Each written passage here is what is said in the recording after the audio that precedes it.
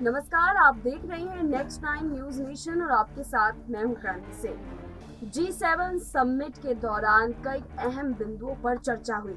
विश्व के सभी बड़े राजनेता इस दौरान मौजूद थे और वो सभी अहम बिंदुओं पर चर्चा कर रहे थे जो इस वक्त विश्व में चल रहे हैं। और विश्व में चीन का एक जाल चाल प्लान भी शामिल है, जिसको लेकर के G7 देशों ने चर्चा की और इसके लिए एक निष्कर्ष भी निकाला है।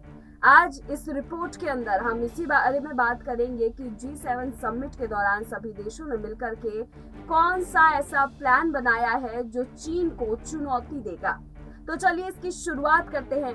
दरअसल चीन की बेल्ट एंड रोड इनिशिएटिव परियोजना के बारे में आपको अच्छे से पता ही होगा। चीन एक बेल्ट एंड रोड इनिशिएटिव परियोजना बना रहा है जिससे वो कई देशों को अपने साथ जोड़ेगा।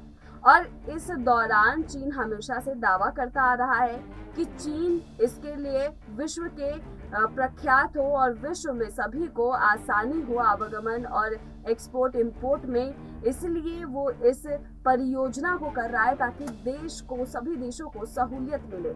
सिर्फ चीन को सहूलियत ना मिले, लेकिन चीन की चाल क्या है उससे हम आपको कई बार वाकिफ भी करा चुके हैं कि चीन किस तरीके से अपने बेल्ट एंड रोड इनिशिएटिव परियोजना के तहत सभी देशों को मूर्ख बनाने पर तुला हुआ है। कैसे वो अपने पहले जाल चाल में फंसाता है और उसके बाद उस देश को इतना गरीब कर देता है कि एंड में आकर के वो देश जो है वो सरेंडर कर देता है। उसके बाद चीन की चाल शुरू होती है। चीन फिर उस देश को भी अपने बेल्ट एंड रोड इनिशिएटिव परियोजना के तहत अपने साथ जोड़ लेता है। तो चीन की जो ये चाल है, इस चाल पर G7 के देशों ने अब एक निष्कर्ष निकाला है।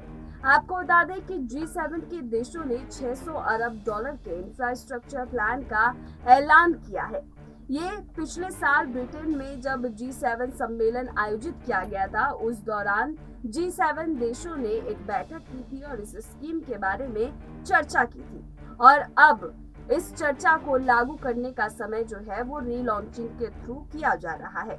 तो आप देख सकते हैं कि G7 देशों ने पहले से ही इस आपदा को भांप लिया था कि चीन किस तरीके से अपने बेल्ट एंड रोड इनिशिएटिव के तहत पूरे विश्व को एक आपदा के रूप में सामने आकर के खड़ा हो जाएगा।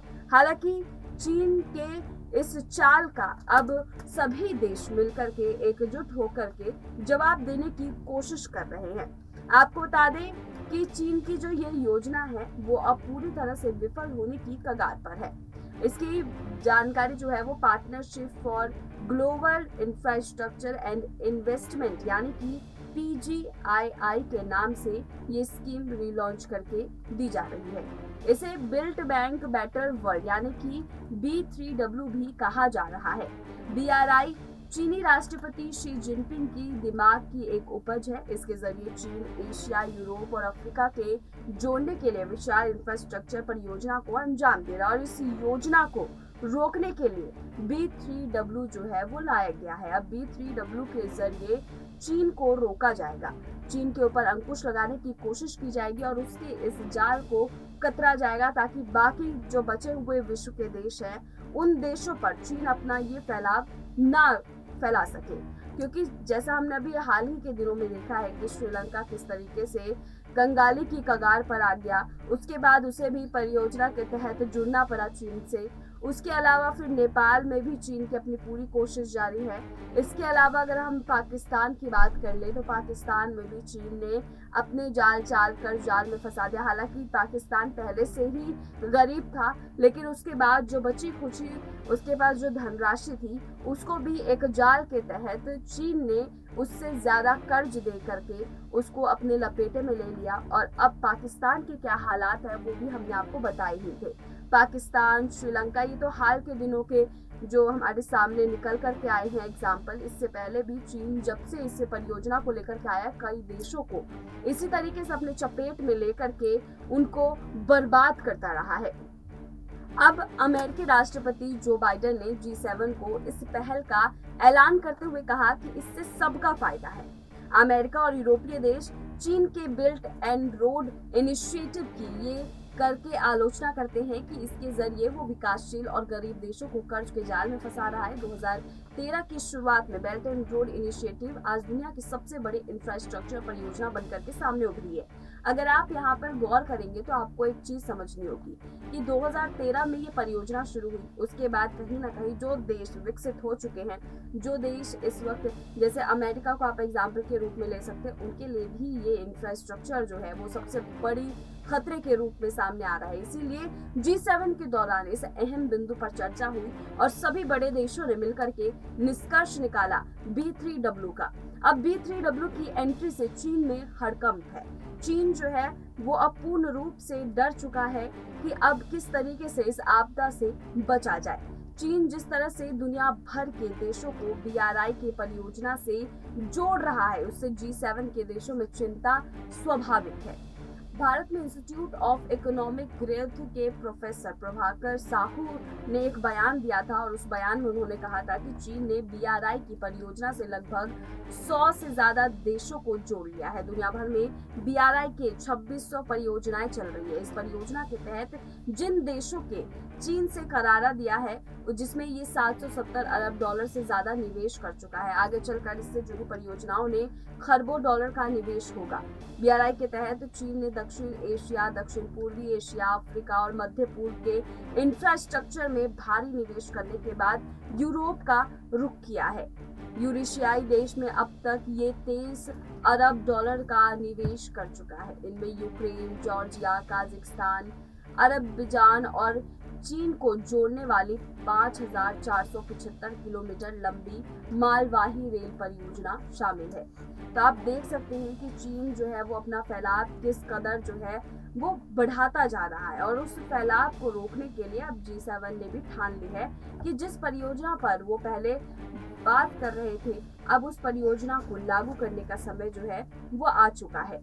आपको बता दें कि चीन बेलारूस पार, ग्रीस का पायरिस बंदरगाह प्रोजेक्ट और green ecological road investment fund समेत कई परियोजनाओं ने यूरोप की नींद उड़ा रखी है। अब विकसित देश खासकर फ्रांस, जर्मनी, ब्रिटेन और इटली को लग रहा है कि चीन विकासशील देशों के बाजारों को अपने साथ जोड़ने की दिशा में काफी तेजी से आगे बढ़ रहा है। तो आप देख सकते हैं कि इन देशों के श्रम बाजार पर अब तक यूरोप और अमेरिका का वर्चस्व था, लेकिन चीन अब उनके सामने चुनौती खड़ी करने लगा और यही वजह है कि अमेरिका और यूरोप देश जो है अब इस मुद्दे पर अपनी पहल उठा रहे हैं। अपनी पहलकदमी से कहीं ना कहीं चीन को जवाब देने की पूरी कोशिश की जा रही है, क्योंकि जहां तक अगर हम अमेरिका के वर्चस्व की बात करें तो अमेरिका ने अपना एक अलग वर्चस्व जो है पूरी दुनिया में कायम कर रखा है और वो कभी नहीं चाहेगा कि उसके वर्चस्व के सामने कोई कॉम्पिटिटर आकर खड़ा हो जाए। लेकिन चीन एक कॉम्पिटिटर के रूप में अमेरिका के सामने खड़ा हो रहा है, वो अमेरिका बिल्कुल भी बर्दाश्त नहीं कर सकता है। इसलिए अमेरिका भी अब G7 देशों के साथ मिलकर के अपने इस नई परियोजना को चीन के परियोजना से टक्कर देने की पूरी कोशिश में जुट चुका है और यही वजह है कि G7 ने BRI को टक्कर देने के लिए PGII के नाम से ये स्कीम लॉन्च की है। इस योजना के तहत G7 देशों के नेता अगले 5 साल में मध्य और कम आय वर्ग वाले देशों में इंफ्रास्ट्रक्चर प्रोजेक्ट शुरू करने के लिए 600 अरब डॉलर जुटाएंगे। अकेले अमेरिका ने ग्रांट, फेडरल फंड्स और निजी निवेश के जरिए 200 अरब डॉलर देने का ऐलान किया। यूरोपीय यूनियन के देश के 300 अरब डॉलर जो है वो इस दौरान देंगे और चीन जो है हमेशा से कहता आ रहा है कि वो इस परियोजना के तहत कहीं भी विश्व में एक घातक आपराधिक मानसिकता वाले रूप के तहत सामने नहीं आना चाहता है। लेकिन जहां तक अभी तक हमें जो डेटा मिले हैं, जो रिपोर्ट्स हमने देखी है, चीन की तरफ से जो कवायदे रखी गई हैं, उसके अलावा अमेरिका और बड़े जो भी देश हैं और भारत के अंदर से खुद की प्रतिक्रिया देख करके जो हमारे सामने पूरा एक निष्कर्ष निकला है, उस निष्कर्ष के मुताबिक चीन जो है वो एक चालबाज है और चीन इस परियोजना के तहत विश्व के कई देशों को अपनी चपेट में ले चुका है और आगे लेने की परियोजना भी जारी रख रहा है। बस वो अपने आप बचाव के लिए ये बयान बार बार दे रहा है कि चीन जो है वो इस मानसिकता के तौर पर काम नहीं कर रहा है, वो विश्व के सभी देशों को एकजुट लेकर के चलना चाहता है, इसीलिए वो इस परियोजना के आगे